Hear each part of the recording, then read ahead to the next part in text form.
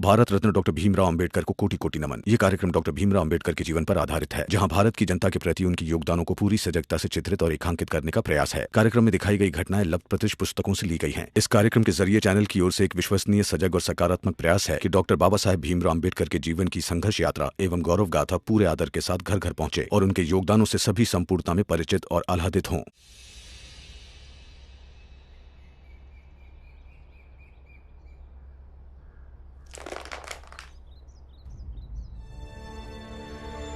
दीदी, कई बार सोचता हूँ कि ये गोटियाँ फेंकूं तो चलती ही चली जाए, लेकिन कहीं ना कहीं तो ये रुक ही जाती है, कभी खुद से या कभी किसी अड़चन की वजह से।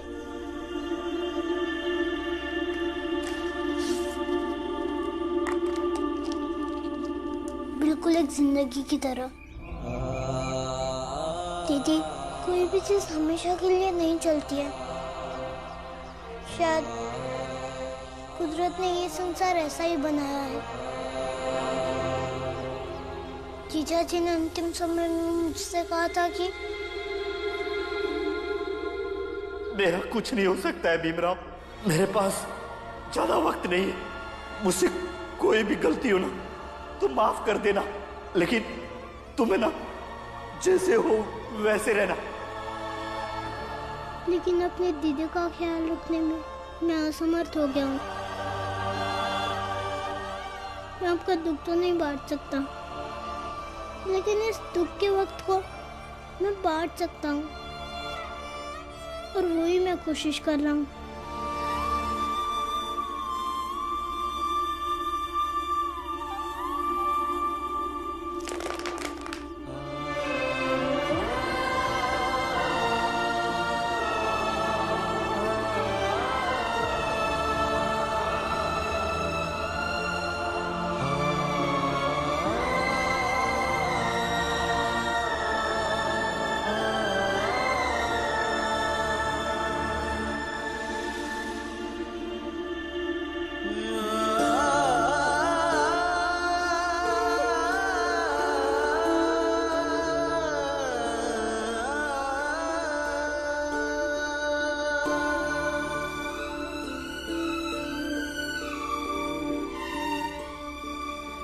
ये ले। बाला भैया, अब मैं बम्बई नहीं जाऊंगा, मेरे बदले आप ही चले जाना। नहीं ध्रुव, तुम ही जाना, मैं बाद में आऊंगा जब मैं अपनी मेहनत से जाते की दीवार गिराऊंगा तब। अभी भी मुझसे नाराज हो ना? अब तो मुझे माफ कर दो। नहीं ध्रुव, मैं तुमसे नाराज नहीं हूँ, और नहीं शायद कभी था। मुझे खींच थी अपनी जाति में पैदा होने की, लेकिन आई ने, बाबा ने, भीम ने, सबने समझाया। अब एक प्रेरणा से मिलती है अपनी जाति में। खैर छोड़, तू जल्द से जल्द ठीक होके बम्बई जा। तू काम करता रहेगा तभी तो बीच बीच में आकर मुझे तो बताता रहेगा कि वहाँ क्या क्या हो रहा है। वैसे बाला भैया, बम्बई में ना समंदर बहुत मस्त लगता है। मैं तो सोचता हूँ कि हम दोनों मिलके उस समंदर के किनारे एक दिन जोर जोर से बाजा बजाए, और मैं नाचूंगा। ढिंकटिका ढिंकटिका ढिंकटिका ढिंकटिका। वो लोग हाँ खुशियों से नाच रहे होंगे और यहाँ सर फटा जा रहा है। उन लोगों को औकात में कैसे लाए, कोई रास्ता काम नहीं कर रहा। जब रास्ते बंद हो जाएं, तो धर्म रास्ता खोलता है। लोगों को इकट्ठा कीजिए उनकी जाति और उनके धर्म के नाम पर। उन्हें सौगंध दिलवाइए उनकी जाति की, उनके धर्म की। उनसे कहिए कि राम जी की और राम जी की पूरी जाति का बहिष्कार करें, और यह बहिष्कार तब तक जारी रहना चाहिए जब तक राम जी और उनकी पूरी जाति सातारा छोड़ कर न चली जाए। लेकिन ये सब होगा कैसे पंडित जी? होगा नहीं, परिस्थितियां पैदा करनी पड़ेंगी। लोगों को बोलना होगा कि अगर उन लोगों ने तुम्हारी बात नहीं मानी तो उन्हें धर्म से हमेशा के लिए निकाल दिया जाएगा।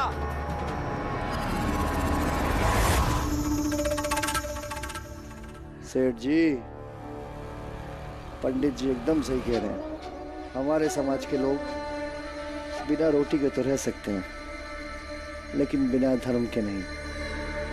तो फिर सुनिए, करना क्या है?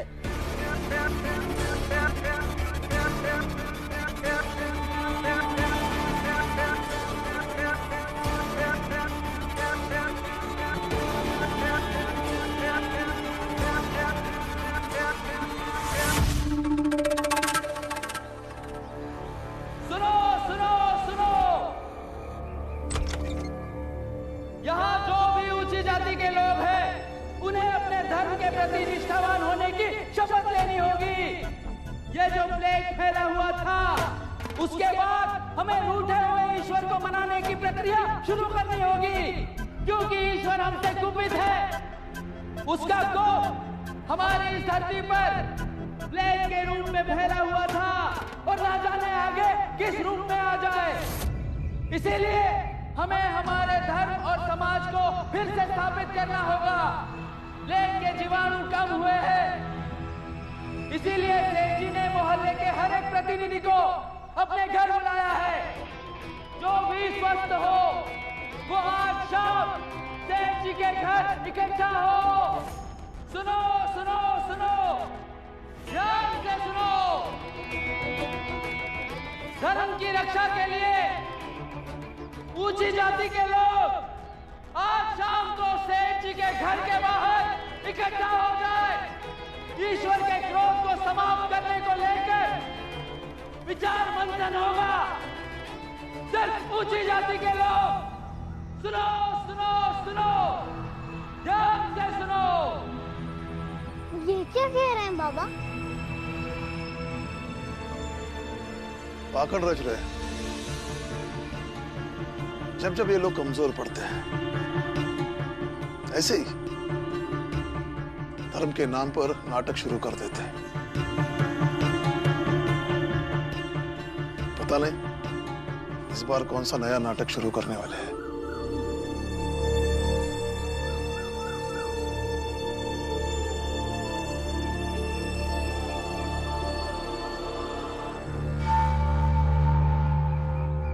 प्रणाम, स्वागत है आप सभी का। आप सब समाज के ऊंची जात के लोग हैं, मतलब आपकी सोच समझ पूर्ण रूप से विकसित है, इसलिए हमें उम्मीद है कि आप लोगों को कोई बरगला नहीं सकता और ना ही कोई सही मार्ग से भटका सकता है। जब अपने ही लोग बरगला रहे हैं सेठ जी, तो किसी और की क्या जरूरत है। वही मैं सोचूं कि भोपू से ऐलान करवाकर पूरे गांव वालों को एक साथ एक जगह क्यों इकट्ठा किया गया है। सेठ जी, आप पंडित जी द्वारा बताई हुई बातें बताकर हमारा और हमारे समाज के लोगों का मार्गदर्शन कीजिए। जो धर्म के रास्ते से भटक जाते हैं, वैसे लोग जात, समाज, धर्म, परंपराओं के दुश्मन होते हैं। ऐसे लोगों का क्या मुंह लगना, क्यों भाइयों?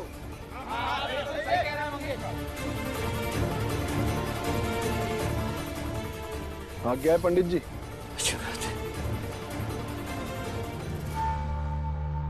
आज समय आ गया है कि हमें सबसे पहले अपने धर्म को चुनना होगा। वर्तमान में स्थितियां चाहे कुछ भी हो, उससे ऊपर उठकर हमें एक होकर अपने समाज और अपनी जाति की रक्षा करनी होगी। कई बार कुछ भ्रम सच से भी ज्यादा मजबूत होकर सामने आएंगे, लेकिन ऐसे मौकों पर हमें और सतर्क रहने की जरूरत है। अच्छा, तो आप ये कहना चाहते हैं सेठ जी कि प्लेग की इस बीमारी में राम जी और उसके परिवार वालों ने जो गांव वालों की मदद की, वो सच नहीं था, सच जैसा एक भ्रम था। और तुम सब मुझे ऐसे क्यों देख रहे हो? अगर देखना ही है ना, तो इन्हें देखो और साथ में अपने आप को देखो। तुम खुद ही समझ जाओगे कि क्या सही है और क्या गलत।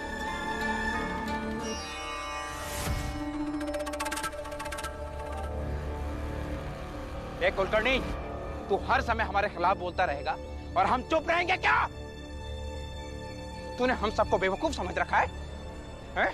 तेरी तो। भाइयों, आप लोग खड़े खड़े मुंह क्या देख रहे हैं? खत्म करिए धर्म के दुश्मन को, मारो इसे, मारिए।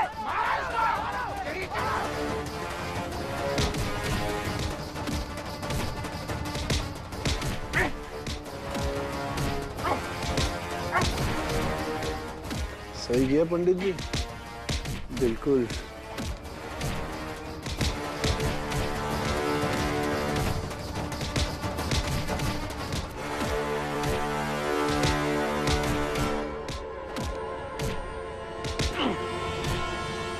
बहुत सही किया भाइयों,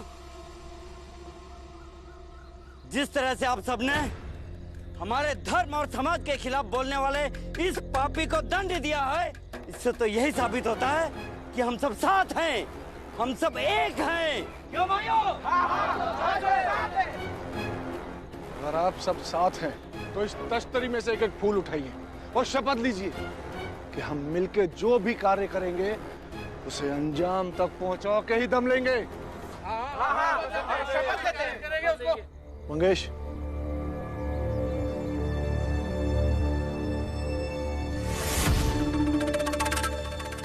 लीजिए। सबको एक एक फूल दे दो।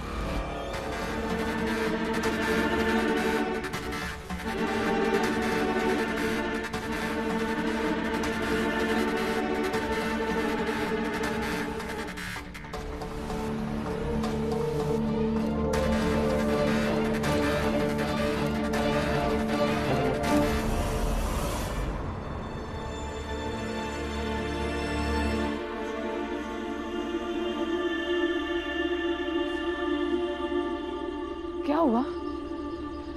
क्यों इकट्ठा हुए थे सब लोग? हाँ, अब क्या नया शुरू कर रहे हैं? बताइए। उनके करीब नहीं जा पाया, चारों तरफ उनके ही लोग लगा रखे थे ताकि उनकी कोई बात ना सुन सके। मैंने सुनने की बहुत कोशिश की, लेकिन कोई मुझे देखने लगा तो मैं चला आया। हाँ, ठीक ही किया। समझ में नहीं आ रहा है कि क्या कर रहे हैं। चाहे जो करे, हमारे लिए समस्या ना खड़ी करे।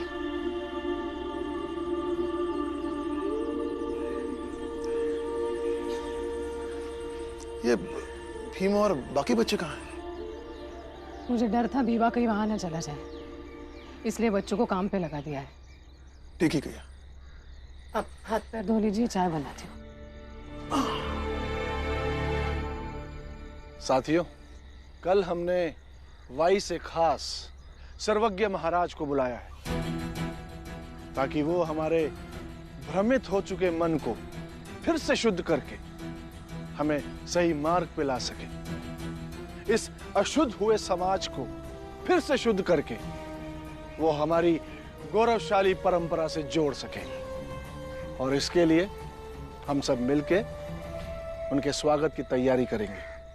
हम सब शपथ लेते हैं कि हम महाराज के आदेश का आंख मूंद के सच्चे मन से उसका अनुसरण करेंगे और उन्हें यह भी एहसास दिलाएंगे कि हम भीतर से अपने धर्म की रक्षा के लिए कुछ भी कर गुजरने को तैयार हैं। हम शपथ लेते हैं कि उनके कहने पर हम अपनी जान दे भी देंगे और विरोधियों की जान ले भी लेंगे।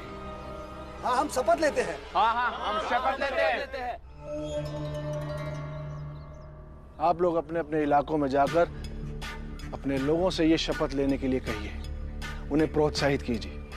कल सुबह महाराज के आते ही उनके आदेशानुसार समाज को सुधारने का कार्य करेंगे, क्योंकि हमारे धीरे धीरे लचीले रवैये से ये समाज एक चारागाह बन गया है जिसमें कोई भी पशु आकर चर के चला जाता है। इसलिए इसे चारागाह बनने से रोकने के लिए हमें उन पशुओं को दंड देना होगा और अगर जरूरत पड़ी तो उनका वध भी कर डालेंगे। क्यों भाइयों? हाँ, हम ऐसा ही करेंगे। बोलो सर्वज्ञ महाराज की जय! सर्वज्ञ महाराज की जय! यहीं पटक दो।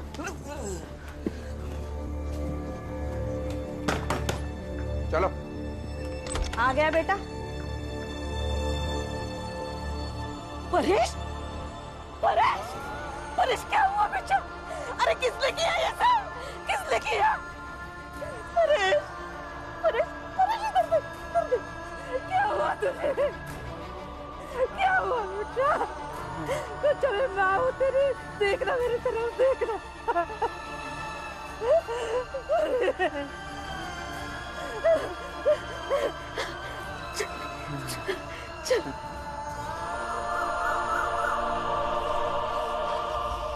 अभी प्ले खत्म नहीं हुआ है, इसलिए सावधानी हटनी नहीं चाहिए, और इसी सावधानी के बीच अपने काम भी निरंतर रखने चाहिए।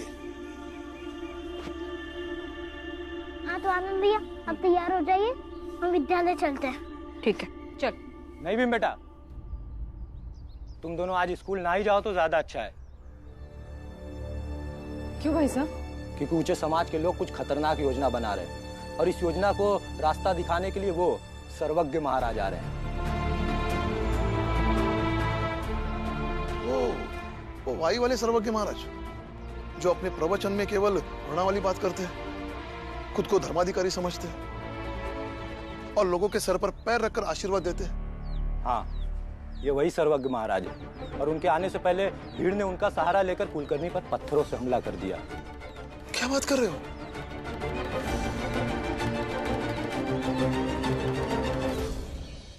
पुरंजन काका सही कह रहे हैं। मैंने भी अपनी कुटिया के बाहर कुछ लोगों को बातें करते सुना कि सर्वज्ञ महाराज आने हैं, और उनके आने से पहले ही बड़ी जाति के लोगों ने एकजुट होकर अपने दुश्मनों को सबक सिखाना शुरू कर दिया है। हाँ राम जी, उन्होंने भीड़ की शक्ल में कुलकर्णी पर हमला कर दिया। अब इसमें किसी एक को तो दोष दे नहीं सकते। अब इस मामले में पुलिस भी कुछ नहीं कर पाएगी। ये सब उन्होंने सोच समझ कर किया है। हाँ, कुलकर्णी उनका पहला शिकार है, और दूसरा शिकार होगे तुम।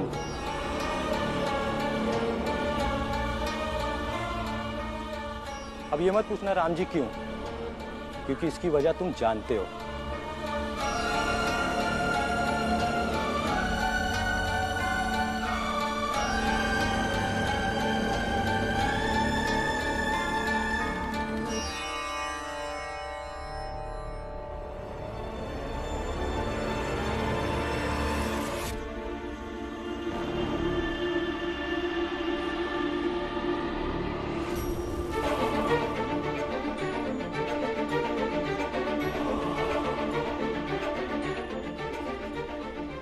ये तो क्या कर रहा है?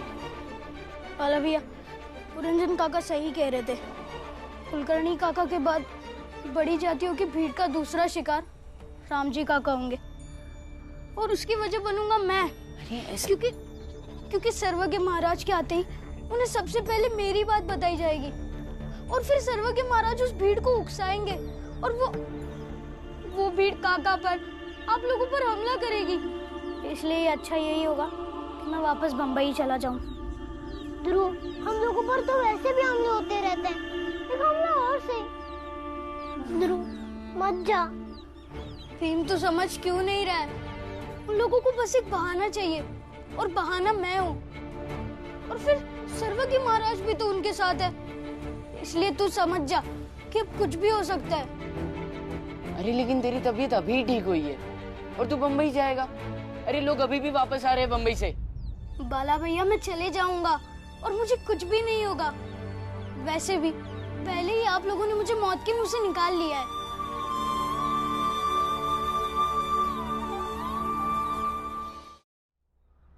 तुम्हारे जाने से कोई फर्क नहीं पड़ेगा। फर्क पड़ेगा भीम। वो लोग अभी तक सिर्फ तुम्हें तंग करते थे, लेकिन अगर मैं यहाँ रहूंगा तो वो लोग कुछ भी कर सकते हैं, क्योंकि मुझे देखकर मेरा बाप ही उन लोगों को उकसा देगा। तो आए बाबा से पूछ लो तुम। नहीं, मैं उन्हें बताऊंगा तो वो लोग मुझे जाने नहीं देंगे। तुम ही बाद में बता देना, क्योंकि मैं नहीं चाहता कि मेरे कारण आप लोगों पर कोई मुसीबत आए। और इस बारे में अब मैं किसी की कोई भी बात नहीं सुनूंगा। मैंने फैसला कर लिया है, और इस फैसले से अब मैं नहीं हटूंगा।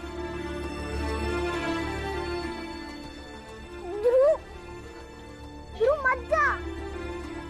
ठीक है ध्रुव, लेकिन मैं तुम्हें स्टेशन तक छोड़ने के लिए आऊंगा। और भीम, आई को थोड़ी देर के बाद ही बताना, जब बम्बई के लिए ट्रेन निकल जाए, ठीक है?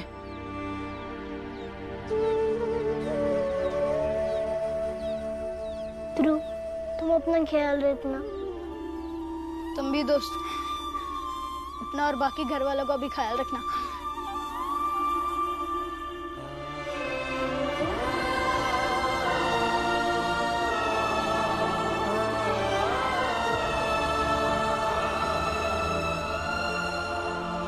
चल अब मैं चलता हूँ।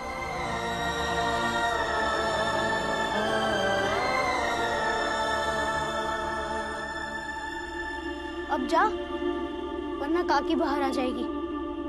चल ध्रुव।